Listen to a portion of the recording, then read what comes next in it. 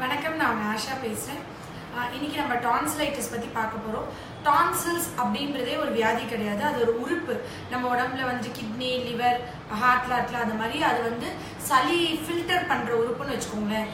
இப்போ நம்மளுக்கு ஏதாவது ஒரு கிருமிகள் உடம்புல தாக்குச்சுன்னா அது வந்து இங்கேயே நம்ம இப்போ சாப்பிட்ற சாப்பாட்டில், குடிக்கிற ஜூஸில், பழங்களில், இல்லை நம்ம என்ன வேணா இருக்கட்டும், இல்லை யார்கிட்டயாருந்து வர இன்ஃபெக்ஷன் எல்லாமே நம்ம சாப்பாடு அந்த கிருமி வயிற்று போய் அப்படிலாம் இல்லை, இங்கே இந்த டான்சிலே ஃபில்டர் பண்ணிடும் அந்த பாக்டீரியா, வைரஸ் எல்லாமே. அந்த மாதிரி டான்சில்ஸ், அதுக்கு பின்னாடி இருக்கிற அடினாய்ட்ஸ், இது எல்லாமே வந்து கிட்டத்தட்ட இன்டர் ரிலேட்டட் ஒரு மாதிரி ட்ரீட்மெண்ட் தான் ஹோமியோவில் போகும். ரொம்ப வந்து இந்த டான்சில்ஸ் வந்துட்டு அந்த ஃபில்டரை வந்து நீங்கள் எப்பயாவது ரொம்ப பாதிச்சிச்சு, அதால் அது போராட முடியலன்னும் போது அது இன்ஃபெக்ஷனாக அது வந்து கொஞ்சம் பெயின், சளை வைக்கிறது, தொண்டை வலி இதெல்லாம் வரலாம். அதான் டான்சிலைட்டிஸ், இன்ஃப்ளமேஷன்.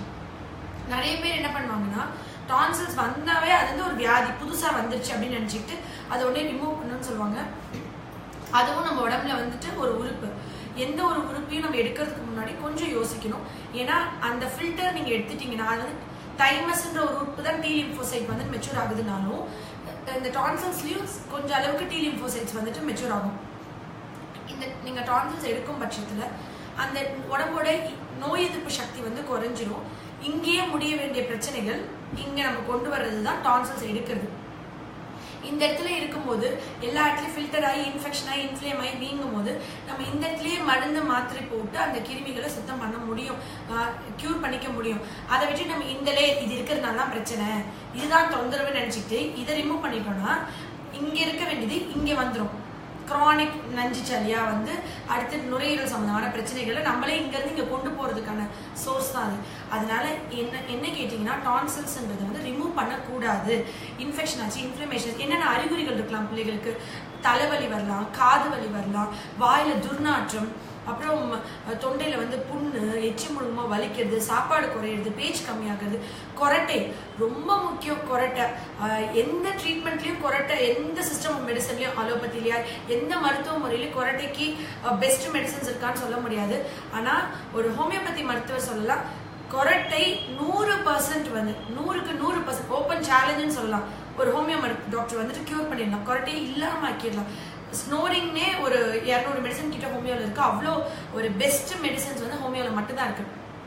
கொரட்டைன்றது தனி வீடியோ, நான் அதை கண்டிப்பாக போடுறேன்.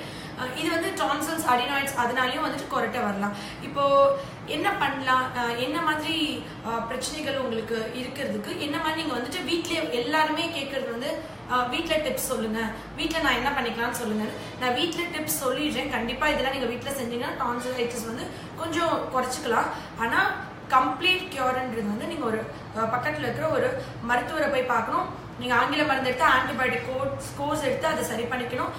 சப்போஸ் அது பெருசாக வளர்ந்துச்சு, இதுக்கு மேலே அதை ஒன்றும் பண்ண முடியாது, நீங்கள் ஆப்ரேட் பண்ணி தான் எடுக்கணும்னு சொன்னாங்கன்னா, எடுக்கிறதுக்கு முன்னாடி please give a homeopathy doctor a chance. நீங்கள் ஒரு ஹோமியோபதி மருத்துவரை போய் பார்த்தீங்கன்னா நிரந்தரமாக கண்டிப்பாக கம்ப்ளீட்டாக டான்சில்ஸை கரைச்சி கொடுத்துட முடியும். ஹண்ட்ரட்ஸ் ஆஃப் கேசஸ் சும்மா ஓபியில் அவுட் பேஷண்ட் டிபார்ட்மெண்ட்டில் அட்மிட் கூட பண்ணி பார்க்காம மெடிசன்ஸ் கொடுத்தே 90% ஆஃப் டாக்டர்ஸ் அதை கரைச்சிடுவாங்க. பட் இது என்ன மாதிரி டிப்ஸ் நீங்கள் பண்ணணும்? வீட்டில் ஒரு டாக்டரை பார்க்க வர முடியல, தொண்டை பயங்கரமாக இன்ஃபெக்ஷன் ஆயிடுச்சு, வீங்கிடுச்சு, சாப்பாடு முழுங்க முடியல, பேச்சு வேலை, காய்ச்சல் வருது, பயங்கர தொண்டை வலி சொல்கிறாங்க குழந்தைங்க. வீட்டில் நீங்கள் கை வைத்தியமாக கண்டினியூஸாக பண்ண முடியும்னா என்ன பண்ணுவீங்க அப்படின்னு சொன்னால், பெஸ்ட்டு வந்து கொஞ்சம் சுடுதண்ணி வச்சு ஒரு டம்ளர் தண்ணிக்கு 1 ஸ்பூன் சுடுதண்ணி மிக்ஸ் பண்ணிவிட்டு நல்லா வார்மாக காக்கிள் பண்ணி துப்ப சொல்லலாம். இது வந்து மோர் தென் ஒரு 8-9 வயசு பிள்ளைங்க தான் இது பண்ண முடியும். குட்டி குழந்தைங்களுக்கு தான் அந்த டான்சில்ஸ் அதிகமாக வரும். அப்போ அந்த குழந்தைங்க என்ன பண்ணலாம்?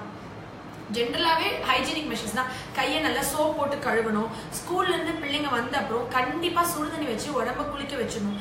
நீங்கள் ஏன் அது ரொம்ப முக்கியம்னா, பக்கத்தில் இருக்க பிள்ளைங்க சளி இருமி இருப்பாங்க, தும்மி இருப்பாங்க, கை பிடிச்சி இப்படி கை வச்சு தும்மி இருப்பாங்க. ஒவ்வொருத்தரும் கை வச்சு தும்பினோடனே கழுவ சொல்லிக் கொடுக்கணும் நம்ம வீட்டில் இருக்கும்போது. ஆனால் இந்த மாதிரி ஸ்கூல் போயிட்டு வரும்போது பிள்ளைங்க என்ன பண்ணால் அந்த எச்செல்லாம் மேலே பட்டிருக்கும், அவங்க வந்து நம்ம குளிக்க வச்சிட்டோம்னா பாதி இன்ஃபெக்ஷன்ஸ் நம்மளுக்கு கம்மி ஆயிடும். அப்புறம் ஒவ்வொருத்தரும் டாய்லெட் போனதுக்கு அப்புறமும் கையை சோப் போட்டு கழுவ சொல்லி கொடுக்கணும். இது எல்லாருமே நம்ம பண்ணிட்டு இருக்க விஷயம் தான். அது இல்லாமல் நீங்கள் வந்துட்டு வீட்டில் டிப்ஸ் என்ன பண்ணுவீங்க அப்படின்னா, சும்மாவே பெரியவங்க இருக்காங்க, ரொம்ப பெரியவங்க, டான்சில்ஸ் இருக்குன்னா ஒரு ஸ்லைஸ் லெமனில் கொஞ்சம் பெப்பர் சால்ட் டிப் பண்ணிவிட்டு அது வந்துட்டு சப்பிக்கிற மாதிரி ஈவினிங்கில் ஸ்நாக்ஸ் மாதிரி படிக்கும்போது அந்த மாதிரி டைமில் கொடுக்கலாம். விட்டமின் சி ரிச் ஃபுட்ஸ் கொடுக்கும் பொழுது நோய் எதிர்ப்பு சத்து ரொம்ப கூடும். அவங்களுக்கு எந்த ஒரு ஈஸியான இன்ஃபெக்ஷன்ஸ் இருக்கவே இருக்காது. அப்புறம் நம்ம ரெகுலரா பண்றது பால்ல வந்து ஜென்ரலா இந்த ஃபேஸ்ல ஹேர் இருக்கவங்களுக்குலாம் மஞ்சத்தூள் பண்ண சொல்லுவேன். அதே மாதிரி பால்ல வந்து ஒரு பொட்டு மஞ்சத்தூள், அந்த பாலோட கலர் கூட எல்லோவா மாறக்கூடாது. ஒரு சிட்டிக்கையில கொஞ்சம் ஒரு கால்வாசி அந்த பால் ரெகுலரா போட்டு குடிச்சிட்டே இருந்தா முகம் வந்து பளபளப்பு வரும். முகத்துல இருக்கிற தேவையில்லாத முடிகள் கொட்டும், கேன்சர் வராது, நோய் எதிர்ப்பு சக்தி கூடும், உடம்பு வந்து தங்கம் போல ஜொலிக்கும். நம்ம உணவுல இருக்கிற தங்கம் வந்து மஞ்சள், கோல்ட் ஆஃப் ஃபுட் அப்படின்னா அது வந்து மஞ்சள். அதே மாதிரி அது பயங்கரமான ஒரு கிருமி நாசினி. நீங்க வந்துட்டு பால்ல ஆனா மஞ்சள் வந்து பயங்கரமா அல்சர் காஸ் பண்ணும், கேஸ்ட்ரைட்டிஸ், வயிறு புண் வந்துடும், இரிட்டன்ட் நிறைய கொடுக்கும் பொழுது நீங்க எவ்வளவு கலக்கணும்னா அந்த பாலோட கலர் எல்லோவா மாறக்கூடாது. அவ்வளோ ஒரு சிட்டிக்கையில கொஞ்சம் பாதி அவ்வளவுதான் கலக்கணும். அது கலந்து ஜென்ரலா சுடுதண்ணில உப்பு போட்டு மஞ்சள் போட்டு காகலும் பண்ணலாம். அது ஒரு நாளைக்கு 2-3 தடவை பண்ணலாம். அதே மாதிரி பால்ல கொஞ்சோண்டு மஞ்சத்தூள், மிளகுத்தூள், அதுக்கப்புறம் நீங்க வந்துட்டு நாட்டு சக்கரை, பனங்கற்கண்டு ஏதாவது போட்டு நைட்ல தூக்கத்துல பால் கொடுத்துட்டு அப்படியே தூங்க வச்சுன்னா அந்த ஸ்வீட்னஸ் தொண்டையில நிற்கும். அடுத்த நாள் பிள்ளைகளுக்கு சளி பிடிச்சி வரும். கண்டிப்பா நைட்ல கொடுத்தோம்னா சொத்தப்பல் நிறைய வரும். நீங்க நைட்ல குழந்தைங்களுக்கு பால் கொடுத்தீங்கன்னா கொஞ்சோண்டு தண்ணி பால் குடிச்சப்பறம் கொடுத்து காகல் பண்ணி முழுங்க சொல்லணும். எவ்வளவு தூக்கத்துல இருந்தாலும் அதை ஹேபிட் பண்ணிட்டீங்கன்னா வரவே வராது. அதுக்கப்புறம் எல்லாருக்கும் தெரிஞ்ச காமனான விஷயம் துளசி, கருந்துளசி தான் ரொம்ப மருத்துவ சக்தி இருக்கு. ஒரு 20 துளசி இலை எடுத்துக்கணும். அதை வந்துட்டு 1 டம்ளர் தண்ணி ஊற்றி நல்லா கொதிக்க வச்சு கொஞ்சம் லெமனும் தேனும் மிக்ஸ் பண்ணி அதை வந்து குடிக்க வைக்கலாம். இது வந்துட்டு டீ மாதிரி குடிக்கலாம். நிறைய பேர் சாமமில்லா டீ குடிப்பாங்க. சாமமில்லானா அந்த பூ பேர் எனக்கு தமிழ் ஆக்சுவலி தெரியல, அப்படியே அந்த ஒயிட் கலர்ல இருக்கும், அந்த சாமந்தி பூ மாதிரியே இருக்கும். நம்ம அதை சின்ன வயசுல ஸ்கூல்ல அந்த ஒயிட் கலர் பூல நடுவில் எல்லோ போர்ஷன் இருக்கும், அதில் குங்குமம் தண்ணி தொட்டு வச்சுட்டு குங்குமம் வச்சு தலையில வச்சுட்டு போவோம், அது ஃபேஷன் மாதிரி. அந்த பூ, அந்த டீ வந்து சாமமில்லா டீ பவுடராகவே உங்களுக்கு ஷாப்ஸ்ல கிடைக்கும். அந்த சாமமில்லா வந்துட்டு தண்ணி 1 டம்ளர் தண்ணியில அந்த பாக்கெட்டை போட்டுட்டு கொஞ்சம் தேன், 2 ஸ்பூன் லெமன், அதுக்கப்புறம் கொஞ்சம் வேணும்னா நீங்க பெப்பர் போட்டுட்டு அதையும் குடிக்கலாம். இன்னொரு ரொம்ப ஈஸியான ஒரு டீ சொல்றேன், இஞ்சி டீ. நீங்க இஞ்சி 1 ஸ்பூனு, அதுக்கப்புறம் 2 ஸ்பூன் லெமன், 1 டம்ளர் தண்ணி, அதை நல்லா பாயில் பண்ணிட்டு அதுல கொஞ்சம் தேன், கொஞ்சோண்டு மிளகு, இதை போட்டு இது 1 டம்ளர் கஷாயம் மாதிரி இஞ்சி டீயும் குடிக்கலாம், சாமமில்லா டீயும் குடிக்கலாம். நம்மளுக்கு தொண்டை வலி வந்துட்டு கம்ப்ளீட்டா சரியாகணும். தொண்டை வந்துட்டு உங்களுக்கு இவங்க 2 பேரும் ஆக்ஷன் பண்ணிட்டே இருக்காங்க, சிரிக்க வைக்கிறாங்க. ஆக்சுவலி தொண்டை வந்துட்டு நம்மளுக்கு ஃப்ரீ ஆகணும் அப்படின்னு சொன்னா நான் எப்பயுமே சொல்றது, நான் எல்லா தடவையும் ரொம்ப வருஷமா சொல்லிட்டு இருக்க விஷயம் தேங்காய் எண்ணெய், தேங்காய் எண்ணெய், தேங்காய் எண்ணெய். எல்லாரும் வந்து வாய்க்கு நல்லெண்ணெய் போட்டு கொப்பளிப்பாங்க. அது வந்துட்டு நீங்க டீட்ஸ்க்கு எல்லாம் சொல்றீங்க. பெஸ்ட் ஆன்டி ஃபங்கல் சாப்பாட்டிலே மஞ்சத்தூளுக்கு அடுத்தபடியா நம்ம உடம்ப பளபளப்பா வச்சுக்கணும். நம்மளுக்கு கேன்சர் வரக்கூடாது, உடம்புல எந்த கிருமிகள் வளரக்கூடாது, கையிலே ஒரு ஃபங்கஸ் எதுவுமே இது பண்ணக்கூடாது. தேங்காய் எண்ணெய், தேங்காய் எண்ணெயை வந்துட்டு செக்கில் ஆடின தேங்காய் எண்ணெயில நான் உங்களுக்கு ஒரு காஃப் சிரப் சொல்லி கொடுக்குறேன். இந்த டிப்ஸை நீங்க செஞ்சு வீட்டில் வச்சுக்கோங்க.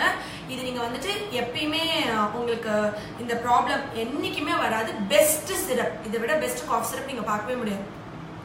சும்மாவே நீங்க வந்துட்டு தேங்காய் எண்ணெய் வச்சு தொண்டையை காகல் பண்ணிட்டே இருந்தா எவ்வளவு பெரிய தொண்டை வலினாலும் ஒரு நாளைக்கு 2-3 டைம்ஸ் பண்ணா ஒரே நாள் சரியாயிடும். இது வந்து பெரிய பிள்ளைங்க தான் பண்ண முடியும், சின்ன குழந்தைங்க பண்ண முடியாது. அப்ப நீங்க என்ன பண்ணணும்னா இந்த தேங்காய் எண்ணெயை வந்துட்டு 2 ஸ்பூன் எடுத்துக்கணும்.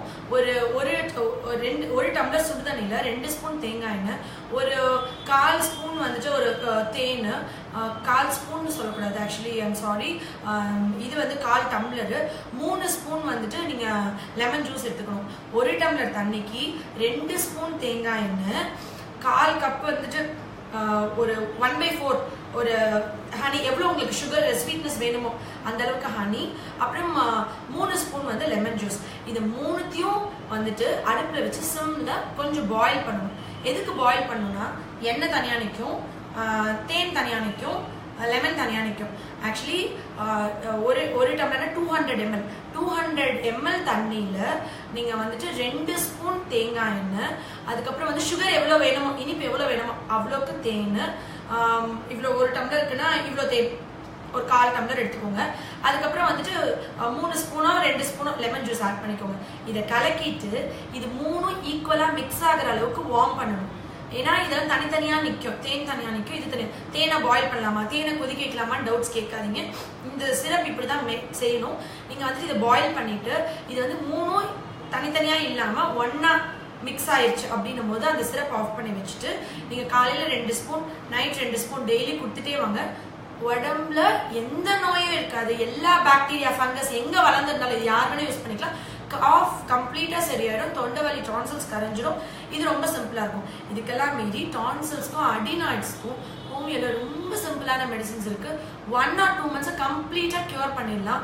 இதனால பேச்சு குறையும், குழந்தை சுவாசிக்க முடியாது, நைட்ல வந்து வாய் திறந்து தூங்கும், ஸ்லீப் ஆப்னே தூக்கத்துல பயந்து எந்திரிக்கும், தொண்டை வலி இருக்கும், ஃபீவர் இருக்கும், இம்யூனிட்டி குறையும், வெயிட் குறையும். டான்சில்ஸ் எடுத்தா வெயிட் போட்டுரும் தப்பா நினைச்சிட்டு டான்சில்ஸ் எடுத்துறீங்க. அப்படி எடுக்காதீங்க. அது வந்து உடம்போட ஃபில்டர். இந்த ஃபில்டர் எடுத்துட்டீங்கன்னா இங்க வந்துடும். இங்கேயே முடிக்க வேண்டியதை இங்க கொண்டு வரக்கூடாது. நன்றி.